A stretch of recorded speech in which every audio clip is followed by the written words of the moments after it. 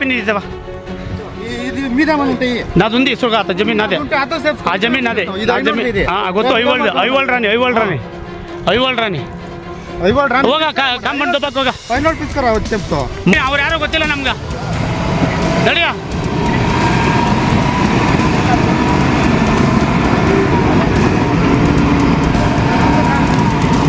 ಅಲ್ಲ ಇವಾಗ ನಮ್ಗೆ ಕರೆಂಟ್ ಬೇಕು ಇವತ್ತೇ ಬೇಕು ಅಂಕಲ್ ಹಾಕ್ಕೊಡ್ರಿ ನಮ್ಗೆ ಬೇಕು ಅಂದರೆ ಅವತ್ತು ನಿಮ್ಗೆ ಕರೆಂಟ್ ಹಾಕ್ಕೊಟ್ಟಿದ್ದು ನಾನು ನಿಮ್ಗೆ ಓಡಾಡಕ್ಕೆ ರೋಡ್ ಬಿಟ್ಕೊಟ್ಟು ನಾನು ನಿಮ್ಮ ಮನೆ ಮೋಲ್ಡ್ ಹಾಕ್ಸ್ಕೊಟ್ಟು ನಾನು ಅವ್ನು ಬಂದು ಮಾತಾಡಕ್ಕೆ ಬನ್ರಿ ಇಲ್ಲೇ ಇರ್ರಿ ಕರ್ಕೊಂಬರ್ತೀನಿ ಇರ್ರಿ ನಾನು ಇಲ್ಲಿರೋದು ನನಗೆ ಬೇಜಾರು ಕೆಲಸ ಐತೆ ಅವ್ನು ಯಾರೋ ಬರ್ತಾ ಇದ್ದ ಇಲ್ಲಿ ವೆಯ್ಟ್ ಮಾಡೋಕ್ಕಾಗಲ್ಲ ನನ್ನ ಮನೆ ಐತೆ ನನ್ನ ಜಾಗ ಐತೆ ಬರೋಕ್ಕೆ ಕೇಳ ಅವ್ನಿಗೆ ಮಾತಾಡ್ತೀನಿ ನಾನು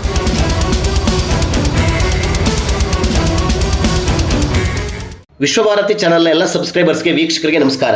ಬೆಂಗಳೂರು ಬೆಳೆದಂತೆ ಸಮಸ್ಯೆಗಳು ದೊಡ್ಡದಾಗ್ತಾ ಇದೆ.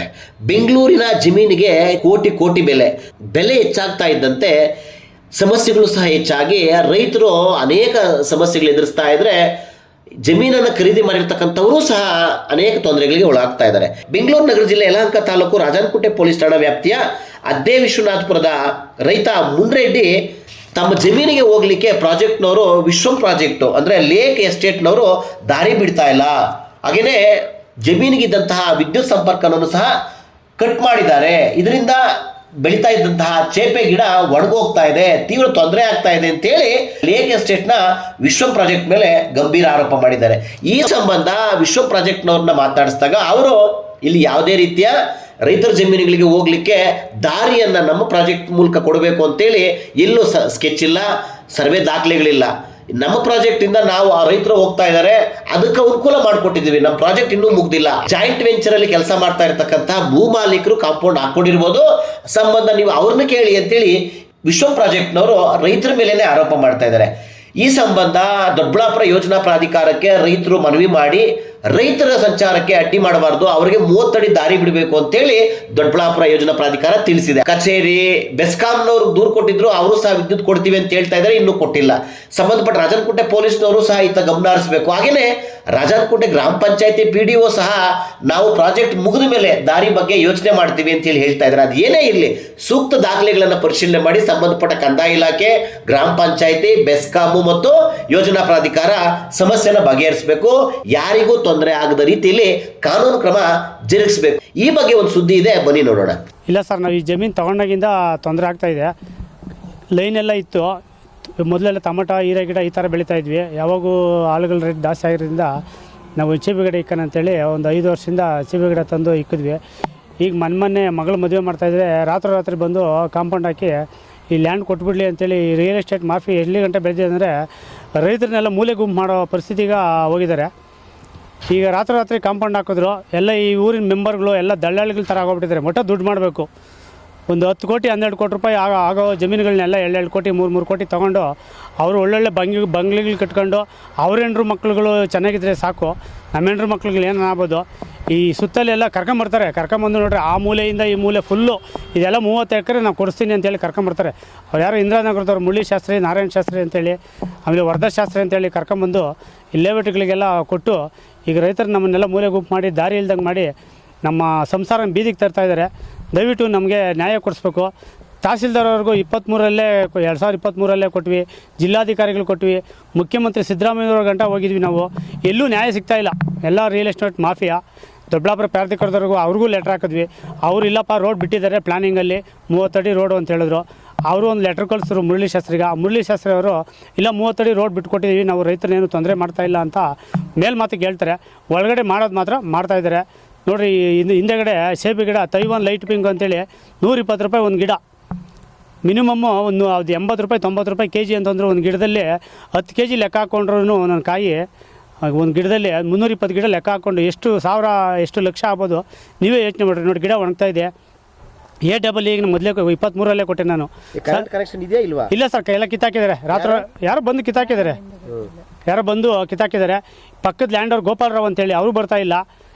ಯಾರೋ 3ನೇ ವ್ಯಕ್ತಿ ಬಂದು ರೌಡಿಗಳನ್ನೆಲ್ಲ ಬಿಡೋದು, ಎದುರಿಸೋದು, ಬೆದರಿಸೋದು, ಇವೆಲ್ಲ ಮಾಡ್ತಾಯಿದ್ದಾರೆ. ನಮ್ಗೆ ಪೊಲೀಸ್ ಇಲಾಖೆ ಯಾರೋ ಲೀಡ್ರ್ಗಳಿರ್ತಾರಲ್ಲ ಮೇನ್ ಲೀಡ್ರ್ಗಳಿರ್ತಾರೆ, ನಾವು ಏನೋ ಓಟ್ ಹಾಕಿ ಗೆಲ್ಸಿರ್ತೀವಿ, ಈ ಊರಿನ ಏನೋ ಮಾಡಲಿ ಮೂಲಭೂತ ಸೌಕರ್ಯಗಳು ಮಾಡಲಿ ಅಂತೇಳಿ ಅವ್ರ ಸೌಕರ್ಯ ಮಾಡ್ತಾ ಇಲ್ಲ. ನನ್ನ ಒಬ್ಬ ರೈತದ ಮಹಿಳೆ. ನಾನು 18 ವರ್ಷದಿಂದ ನಾನು ವ್ಯವಸಾಯ ಮಾಡ್ತಾ ಇದ್ದೀನಿ. 10 ವರ್ಷದಿಂದ ನನಗೆ ವಿಪರೀತ ಟಾರ್ಚರ್ ಆಗಿಬಿಟ್ಟೈತೆ. ಯಾವಾಗ ಬಂದ್ರೆ ಇಲ್ಲಿ ಲೇಔಟ್ ಮಾಡಿದಾಗ ಅವತ್ತಿನಿಂದ ನನಗೆ ಟಾರ್ಚರು. ರಾತ್ರಿ ಬಂದು ಇಲ್ಲಿ ಕಾಂಪೌಂಡ್ ಹಾಕಿದ್ರು, ರೌಡಿಗಳು ನಿಕ್ಕವ್ರೆ. ಬಂದರೆ ನಾವು ಅಂಗೈಯಲ್ಲಿ ಜೀವ ಇಕ್ಕೊಂಡು ನಾವು ಹೊಲ್ತಾಗ ಬರಬೇಕು. ಹುಲ್ಲಿಗೆ ಆಗಲಿ, ಸೇಪೆ ಗಿಡ ನೋಡೋಕ್ಕೆ ಆಗಲಿ, ಹಾಳುಗಳನ್ನ ಕರ್ಕೊಂಡು ಬರೋದೇ ಆಗಲಿ, ನಮ್ಗೆ ಭಾರಿ ತೊಂದರೆ ಆಗೈತೆ.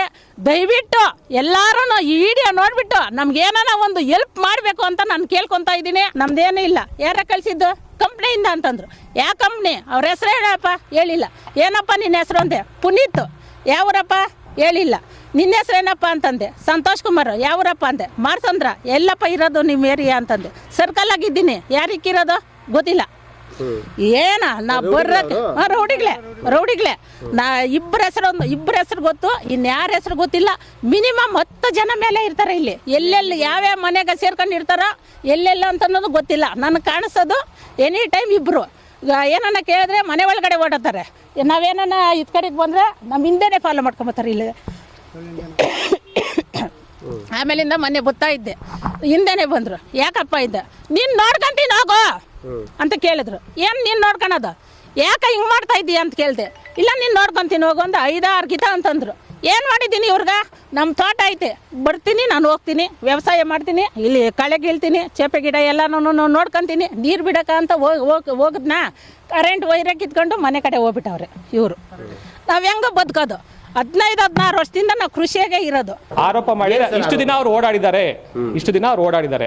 ಯಾವತ್ತು ನಾವು ನಿಲ್ಸಿಲ್ಲ ಅವರಿಗೆ ಹೋಗ್ಬೇಡಿ ಅಂತ ನಾನು ಹೇಳಿಲ್ಲ. ನೀವ್ ಯಾರು ಸರ್ ಅವ್ರು ನಿಲ್ಸಕ್ಕೆ? ನಾನು ಹೇಳೂ ಇಲ್ಲ. ನೀವ್ ಯಾರು? ಅವ್ರ ಜಮೀನ್ಗೆ ಅವರು ನಾನು ಹೇಳೂ ಇಲ್ಲ. ನಾನು ಹೇಳಿಲ್ಲ. ಅದನ್ನೇ ನಾನು ಹೇಳ್ತಾ ಇರೋದು. ನೀವು ಜೋರಾಗಿ ಮಾತಾಡಿ, ನಾನು ಜೋರಾಗಿ ಮಾತಾಡ್ತೀನಿ. ಓಕೆನಾ? ಹೌದು. ಕಳ್ಸಿದೆ, ಹೋಗಿದ್ದಾರೆ, ಎಲ್ಲ ಬಿಟ್ಟಿದ್ದಾರೆ, ಅವ್ರಿಗೆ ಓಡಾಡ್ತಾ ಇದ್ದಾರೆ. ಈಗ ಲ್ಯಾಂಡ್ ಲಾರ್ಡ್ ಅವ್ರು ಬಂದಿರೋದು. ಒಂದ್ ನಿಮಿಷ ಲ್ಯಾಂಡ್ ಲಾರ್ಡ್ ಅವ್ರು ಬಂದಿದ್ದಾರೆ. ಲ್ಯಾಂಡ್ ಲಾರ್ಡ್ ಅವ್ರು ಮಾತಾಡ್ತಾ ಇದಾರೆ. ಅವ್ರವ್ರು ಮಾತಾಡ್ಕೋಬಹುದು. ಇಲ್ಲಿ ನಾವು ಕೆಲಸ ಮಾಡಕ್ ಬಂದಿದ್ವಿ, ಕೆಲಸ ಮಾಡ್ತಾ ಇದೀವಿ ಅಷ್ಟೇ. ಲ್ಯಾಂಡ್ ಲಾರ್ಡ್ ಇದ್ದಾರೆ, ಮಂಜುನಾಥ್ ರೆಡ್ಡಿ ಅವ್ರು ಇದ್ದಾರೆ, ಸಂತೋಷ್ ಅಣ್ಣ ಅವ್ರು ಇದ್ದಾರೆ. ಯಾರಿದ್ದಾರೆ ಅವ್ರ ಹತ್ರ ಮಾತಾಡ್ಕೋಬಹುದು ಅವರು. ಸರ್, ಈಗ ಇದು ಅಧಿಶ್ವನಾಥ್ಪುರ ನೀವು ಹೇಳ್ದಂಗೆ ಆ ಲೇಔಟ್ ಇದೆಯಲ್ಲ, 40% ರಿಲೀಸ್ ಆಗಿದೆ. ನಮಗೆ ಪರಿತ್ಯಾಜ್ಯ ಪತ್ರನೂ ಕೊಟ್ಟಿದ್ದಾರೆ. ಆದರೆ ಅಲ್ಲಿ ರಸ್ತೆ ಅಭಿವೃದ್ಧಿ ಮಾಡಿಲ್ಲ ಇನ್ನು. ಅವರು ಮೂಲಭೂತ ಸೌಕರ್ಯಗಳನ್ನು ಸಹ ಕಲ್ಪಿಸಿಲ್ಲ ಇನ್ನು. ಸೊ ಈ ಥರ ಲೆಟ್ರ್ ಬಂದ ಕೂಡಲೇ ನಮಗೆ ಇದರಿಂದನೂ ಪ್ರಾಧಿಕಾರದಿಂದ ಬಂದಿದೆ ಮತ್ತು ಅರ್ಜಿದಾರರು ಕೊಟ್ಟಿದ್ದಾರೆ, ಮುನ್ರೆಡ್ಡಿ ಮತ್ತು ಮಂಜುನಾಥನ್ ಅವರು. ಅದರ ಮೇಲೆ ನಾನು ನೋಟಿಸ್ ಅವ್ರಿಗೆ ಜಾರಿ ಮಾಡಿದ್ದೀನಿ. ಆ ನೋಟಿಸ್ ಜಾರಿ ಮಾಡಿ ತೆರವುಗೊಳಿಸಿ ಈ ಥರ ಪ್ಲಾನಿಂಗ್ ಅಥಾರಿಟಿ ಹೇಳ್ತಿದ್ದಾರೆ, ಅವ್ರು ತೊಂದರೆ ಆಗ್ತಿದೆ ಅಂತ ನಾನು ಹಾಕಿದ್ದೀನಿ. ಕಾಂಪೌಂಡ್ ಏನೋ ಹಾಕಿದ್ದಾರೆ ಅಂತ ಹೇಳಿದ್ದಾರೆ, ತೆರವುಗೊಳಿಸಿ ಅಂತ. ಅದಕ್ಕೆ ಅವರು ನನಗೊಂದು ರಿಪ್ಲೈ ಕೊಟ್ಟಿದ್ದಾರೆ. ಏನಂತ ಕೊಟ್ಟಿದ್ದಾರೆ ಅಂದರೆ, ಈ ಥರ ನೀವು 7 ದಿನಗಳು ತೆರವುಗೊಳಿಸ್ಬಿಟ್ಟು ವರದಿ ನೀಡೋಕೆ ಹಿಂಗೆ ಹೇಳಿದ್ದೀರಿ. ನಾವಿನ್ನೂ ಬಡಾವಣೆಯಲ್ಲಿ ಇನ್ನೂ ಅಭಿವೃದ್ಧಿ ಕೆಲಸ ಮಾಡ್ತಿದ್ದೀವಿ. ಸದರಿ ಕೆಲಸ ಪೂರ್ಣಗೊಂಡ ನಂತರ ರಸ್ತೆ ಸಂಪರ್ಕ ನಾವು ಕೊಡ್ತೀವಿ ಅವ್ರು ಹೇಳೋದು. ಇನ್ನೂ 60% ಬಿಡುಗಡೆ ಆಗಬೇಕು, ಬಾಕಿ ಇದೆ. ಆಮೇಲೆ ಸದರಿ ರಸ್ತೆ ಮೂಲಭೂತ ಸೌಕರ್ಯಗಳು ಇನ್ನೂ ಪ್ರಗತಿ ಇದೆ, ನಾನು ಹೇಳಿದ್ದೇನೆ ಅದನ್ನೇ. ಆಮೇಲೆ ಅದರಲ್ಲಿ ಸ್ವಲ್ಪ ಕೆಲವು ಸಾಮಾನು ಸಹ ಕಳ್ತನ ಆಗೋಗಿದೆ ನಮ್ಮದು. ಆಮೇಲೆ ಕಾರ್ಮಿಕ ಸುರಕ್ಷತೆಯನ್ನು ಕಾಪಾಡಬೇಕು ನಾವು ಅಲ್ಲಿ ಕೆಲಸ ಮಾಡುವಾಗ. ಈ ದೃಷ್ಟಿಯಿಂದ ಸದ್ಯಕ್ಕೆ ಸರಿ ಬಡಾವಣೆ ರಸ್ತೆ ಸಂಪರ್ಕ ಕೂಡ ಸಾಧ್ಯವಾಗ್ತಾ ಇಲ್ಲ. ಬಡಾವಣೆ ಎಲ್ಲ ಮೂಲಭೂತ ಸೌಕರ್ಯ ನಿಮಗೆ ಪೂರ್ಣವಾಗಿ ನಿಮಗೆ ಹಸ್ತಾಂತರ ಮಾಡಿದ ಮೇಲೆ ನಾವು ಮುಕ್ತಗೊಳಿಸ್ಕೊಡ್ತೀವಿ ಅಂತ ಹೇಳಿದ್ದಾರೆ. ಆಮೇಲೆ ಇನ್ನೂ ನಕಾಶೆ ರಸ್ತೆ ಇದ್ದರೆ ರೈತರು ಬಳಸ್ಕೋಬೋದು ಅಂತ ಹೇಳ್ತಾರೆ ಅವರು. ಅಲ್ಲ, ಒಂದು ನಿಮಿಷ, ನಾನು ಅವ್ರು ಕೊಟ್ಟಿರೋ ಲೆಟ್ರಲ್ಲಿ ಹೇಳ್ತಾ ಇದ್ದೀನಿ. ಜೊತೆಗೆ ನಾವು ಬಡಾವಣೆ ನಕ್ಷೆ ಬದಲಾವಣೆನೂ ಮಾಡೋದಕ್ಕೆ ನಮಗೆ ಒಪ್ಪಿಗೆ ಇಲ್ಲ ಈ ನಕ್ಷೆನೂ, ಅದನ್ನು ಸಹ ನಾವು ಪ್ರಯತ್ನ ಮಾಡ್ತಾಯಿದ್ದೀವಿ ಅಂತ ಹೇಳ್ತಿದ್ದಾರೆ ಅವರು. ಹಾಗಾಗಿ ಸ್ವಲ್ಪ ಕಾಲಾವಕಾಶ ಬೇಕು ಅನ್ನೋದನ್ನು ಕೇಳಿದ್ದಾರೆ. ಈಗಾಗಲೇ ಮೇಲೆ ತಿಳಿಸಿರುವ ಸದರಿ ಜಮೀನುಗಳು ಭೂಮಾಲೀಕರು ಕೆಲವೊಂದು ಅಷ್ಟು ಜಮೀನನ್ನು ಅವರು ಉಳಿಸಿಕೊಳ್ಳಲು ತೀರ್ಮಾನಿಸಿದಾರಂತೆ. ಇವಾಗೇನು ಲೇಔಟ್ ಆಗಿದೆಯಲ್ಲ ಅದರಲ್ಲಿ ಅವ್ರಿಗೇನು ಅಂಡರ್ಸ್ಟ್ಯಾಂಡಿಂಗ್ ಇಲ್ಲ ಅದಕ್ಕಂತ ಹೇಳಿದ್ದಾರೆ ಅವರು. ಇಷ್ಟೆಲ್ಲ ಹೇಳಬೇಕಂದ್ರೆ ಅಲ್ಲಿ ಅಪ್ಲೈ ಮಾಡಿರ್ತಾರೆ ಅವರು, ಎಲ್ಲಿ ಪ್ಲಾನಿಂಗ್ ಅಥಾರಿಟಿಯಲ್ಲಿ. ಹಾಗಾಗಿ ಇದು ಕರೆಕ್ಟಾಗಿ ತಿದ್ದುಪಡಿ ಆದಮೇಲೆ ನಾವು ಅದನ್ನು ಮಂಜೂರಾತಿ ನಕ್ಷೆ ಫೈನಲ್ ಏನು ಮಾಡ್ತದೋ ಅದ್ರ ಪ್ರಕಾರ ನಾವು ರೋಡ್ ಕೊಡ್ತೀವಿ ಅಂತ ಹೇಳ್ತಿದ್ದಾರೆ ಅವರು. ಅದನ್ನು ನಾನು ಇವ್ರಿಗೆ ಬರೆದಿದ್ದೀನಿ, ಎಲ್ಲಿಗೆ ಪ್ಲಾನಿಂಗ್ ಅಥಾರಿಟಿ. ತಾವು ಹಿಂಗೆ ಹೇಳಿದ್ದೀರಿ, ಇವ್ರು ಹಿಂಗೆಲ್ಲ ನಿಮ್ಮಲ್ಲಿ ಪ್ಲಾನ್ ಬದಲಾವಣೆಗೆ ಮಾಡೋಕ್ಕೆ ಅಥವಾ ಏನೋ ನೆಗೋಷಿಯೇಷನ್ ನಡೆದು ಇನ್ನು ಜಮೀನಿನ ವಾಪಸ್ ತಗೊಳ್ಳೋಕೆ ಏನೋ ಪ್ರಯತ್ನ ಮಾಡ್ತಿದ್ದು ಲೆಟರ್ ಕೊಟ್ಟಿದ್ದಾರೆ ನನಗೆ. ಇದ್ರ ಬಗ್ಗೆ ಸ್ಪಷ್ಟೀಕರಣ, ಸೂಕ್ತ ನಿರ್ದೇಶನ ಕೊಡಿ, ಇವ್ರು ತೊಂದರೆ ಆಗ್ತಿದೆ ಅಂತ ಬರೆದಿದ್ದೀನಿ. ಸೊ ಅಲ್ಲಿಂದ ಪ್ಲಾನಿಂಗ್ ಅಥಾರಿಟಿಯಿಂದ ಸ್ಪಷ್ಟೀಕರಣ ಬಂದ್ಕೊಳ್ಳಿ ನಾವು ಕ್ರಮ ವಹಿಸ್ತೀವಿ. ಕಂದಾಯ ಇಲಾಖೆ ವ್ಯಾಪ್ತಿಯಲ್ಲಿ ಇರ್ತಕ್ಕಂಥ ಎಲ್ಲ ರೈತರ ಜಮೀನಿಗೆ ದಾರಿ ಕೊಡಬೇಕು ಅಂತೇಳಿ ಸರ್ಕಾರನೇ ಹೇಳ್ತಾ ಇದೆ. ಆದರೆ ಕಾನೂನು ಬರೀ ದಾಖಲೆಗೆ ಮಾತ್ರ ಸೀಮಿತನ.